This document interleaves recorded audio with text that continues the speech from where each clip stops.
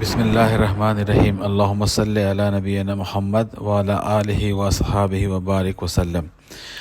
حضرت سلیم رضی اللہ عنہ کا انفرادی دعوت دینا۔ حضرت انس رضی اللہ عنہ فرماتے ہیں کہ حضرت ابو طلحہ رضی اللہ عنہ نے اسلام لانے سے پہلے میری والدہ حضرت سلیم رضی اللہ عنہ کو نکاح کا پیغام دیا۔ انہوں نے کہا، اے ابو طلحہ، کیا تم نہیں جانتے ہو کہ تم جس خدا کی عبادت کرتے ہو وہ تو زمین سے اگنے والا درخت ہے؟ انہوں نے کہا، ہاں۔ سلیم نے کہا، درخت کی عبادت کرتے ہوئے تمہیں شرم نہیں آتی؟ اگر تم مسلمان ہو جاؤ تو میں تم سے اسلام کے علاوہ کسی قسم کے مہر کا مطالبہ نہیں کروں گی۔